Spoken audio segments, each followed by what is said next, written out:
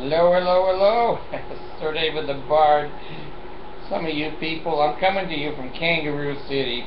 We've had a power outage down here for about 5 days, so that's my excuse for not recording. And some of you are so addicted to me. I'm addicted to you too. Like a sick love relationship. So here I am.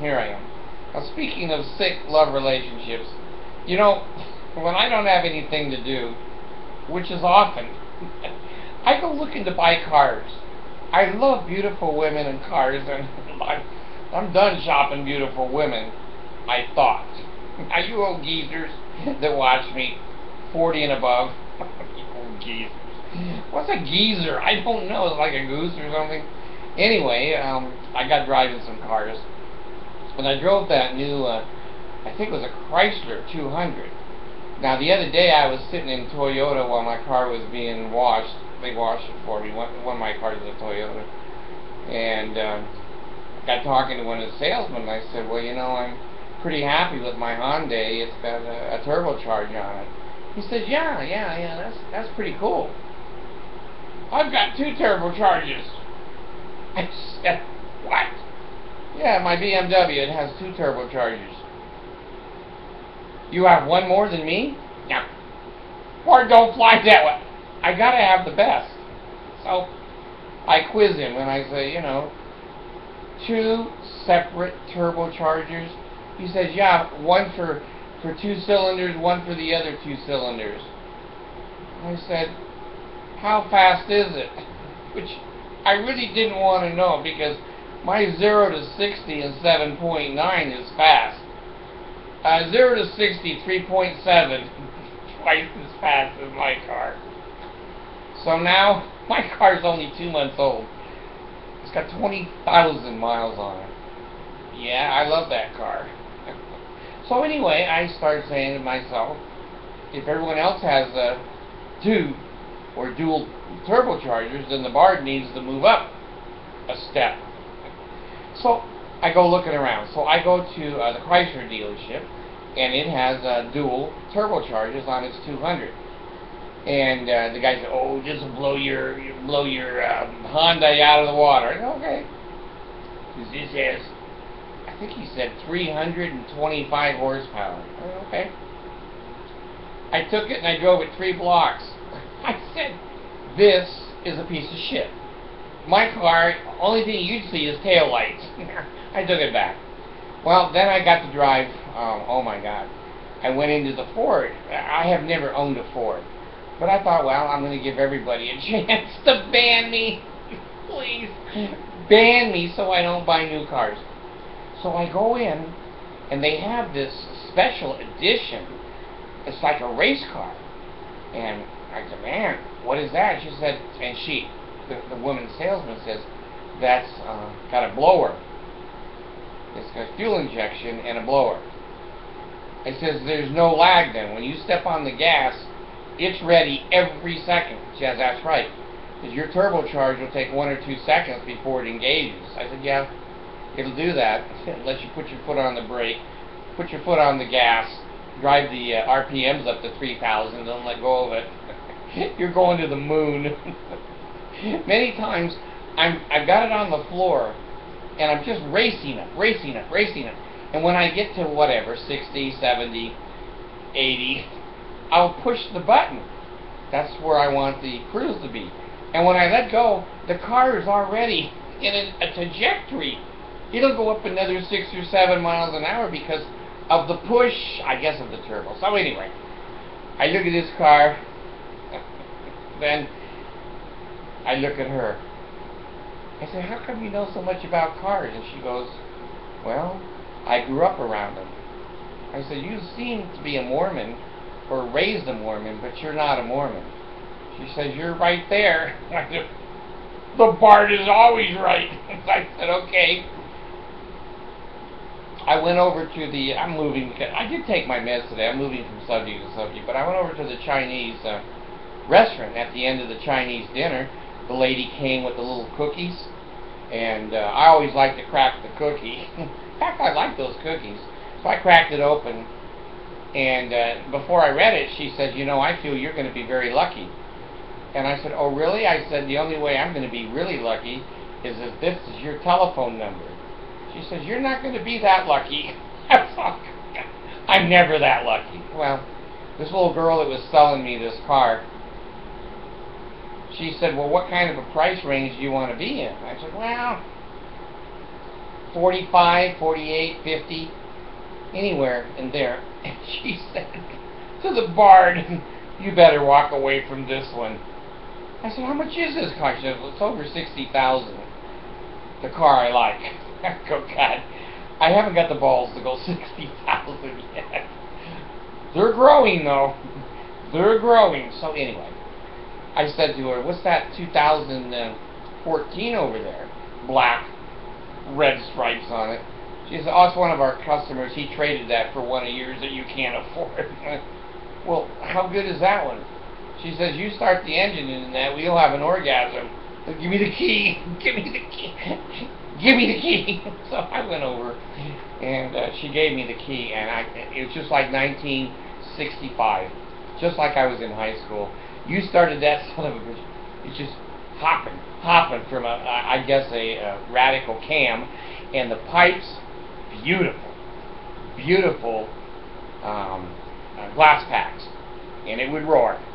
And so the guy came out because they wouldn't let me take the girl with me because they knew I wasn't coming back.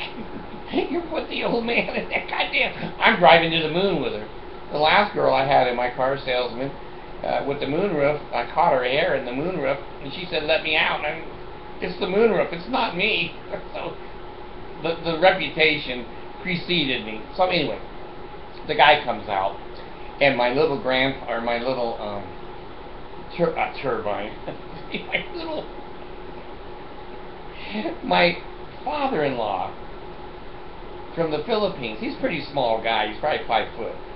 So he's sitting in the passenger seat. I get in and start that son of a... I said, I got to drive this car. I said, how much? And I forget what it was, 45, something like that. So he said, take it down the freeway. You don't have to tell me that. So it is... God, I think it's 450 horsepower with a 6-speed.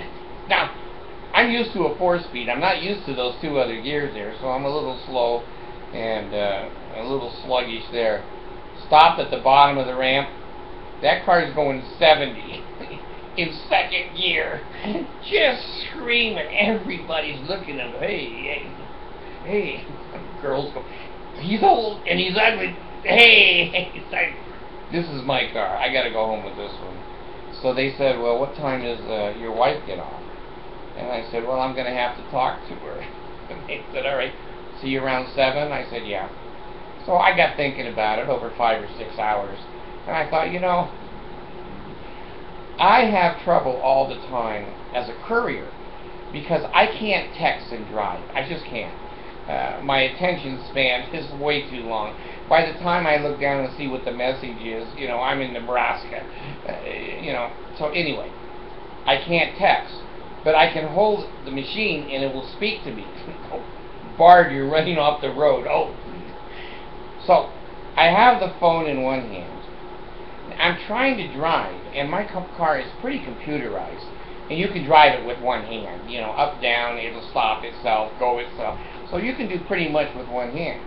But if you put what are you talking about? French fries, come on, in your lap, and a chocolate shake here, and a Big Mac here, it can be a bitch. Now, think of me driving that 6-speed transmission with a clutch. One hand has to shift. Now today I had a Big Mac and I drove, I don't know, 30 miles with my knees. Now it used to be something else that would hold the wheel, but he's retired. He goes, I don't drive anymore. So Mr. Knee goes, I'm going to drive. And then he looks at the other one and goes, I'm tired of driving, plus I'm scared. I want to cuddle the knee airbag. Okay, so the other one starts driving. So I got thinking, as an adult, you know, it's too much. I can't multitask, eat, and drive a 6-speed Camaro. Now, I'll tell you what I did on the freeway with it. We're going, and it has a synchromesh transmission. And of course, in the old days, we always double clutch. So even today, I double clutch to make sure it's going to go in gear. So I'm going like 70, and I pull it down into second gear to go off the ramp. Way over red line. So the car does one of these, and I'm going whoo, whoo, and the salesman's holding on to the shit bar. And Grandpa, he's died. Grandpa died a long time ago on this car race, and so he's got his eyes closed and his head back. He knows he's passing on as an American. So anyway, I told the guy, I said, this car is nowhere near as stable as my car. This car can get away from you. I said, my car has so many computers on it, it will never do this. Never. I don't care what gear you put it in. It will not skid like that. And so I slammed on the brakes to see how they were, and they skidded. Tire skid. I turned to the salesman, I said, mine doesn't skid. No matter what you do, you can jump on that brake pedal, and it will not skid, and you can steer. I don't know how they do it, but they did. So I took it back. I said, well, let me think about it. And I thought about it, and then, went back and told him. I said, I can't multitask that much. Being old, I can just barely drive, let alone all that shit that's going on. So anyway, they put me in a Lincoln, and that was nice, but it wasn't as fast. It had 2 turbochargers on it, was nowhere near as fast. Now here's what I learned, folks. If you're stupid, you think that horsepower is the key to quickness. Not true in a million years. Many things determine how quick your car is. Number 1, how much the car weighs. Number 2, how much equipment is on the car. Number 3, the amount of people you have in the car. Number 4, what time of the day it is. In the morning, you can go like hell. Afternoon, when the temperature warms up, your car will lose 40% of its horsepower. So everybody thinks that, boy, if you got 500 horsepower, you got the fastest car on the road. It's not true. If you've got two gears in your car, and it's got 1,000 horsepower, it's going to be a dog. You got 9 gears, it ain't no dog now. So all of those combinations have to do with how fast the car is. I've learned that. And so when the salesman comes out and goes, he's 450 horsepower, I said, so what? How does it move the car? Oh, it's the fastest in the world. I go, I doubt it. I've driven the fastest car on the road 9 times today, so anyway, I'm hanging on to my Honda. I can't beat it. Even a $54,000 Lincoln didn't have the equipment on it that mine has on it. And so anyway, it was fun. Now here's the reason I'm telling you my confession. Pretend to be my bishop, okay? Now I'm sitting in the bishop's office, and it's the old chapels that don't have a window in the bishop's office, so no one can see us. So he can get up on the desk and masturbate. I can't tell people he did that because there's no proof. Bart, you're lying. So I said, okay. That wet spot right now, no, wet spot can happen anyway. So anyway, this is my confession. I can count on my hand how many women I'm attracted to in this world. There's not that many. Very few. There's a lot of beautiful girls that are cute as hell in the world, but they're not going to attract me into a relationship. I look at them and I enjoy them and can have friends and whatever. But there's 4 or 5, and I met number 6 yesterday. Bishop. When I was 19 at BYU, I was teaching dance, Latin American dance, and I had a little girl from Colorado, a freshman in my class, Betty. And I needed a girl to do the girl's part, and I didn't have a partner, so I said, Betty, do you want to? Oh, yes. I said, okay, come up here. Bart's going to give you a chance. So anyway, she came up and became my dance partner. Well, long story short, it should be a long story long, but anyway, we got involved. And, more, we didn't get into intercourse, but, almost everything but intercourse. And I'm married with 1 or 2 babies. And BYU asked us to go on some exhibition dancing. We were good together. And we taught dance in the big ballroom at BYU when they had festivals and conferences and whatever. So, again, she was cute. It's one of those girls that I looked at and there's just an immediate tie. Immediate. Well, I'm over there driving Mustangs, and my little salesperson comes out, and I said, "Oh, a girl." He says, "Do you have problems with girls?" And I said, "Not very often." She said, "Okay." So I said, "Listen." She knew the horsepower, she knew the compression ratio, she knew rack and pinion, she knew all of the computers, she knew everything.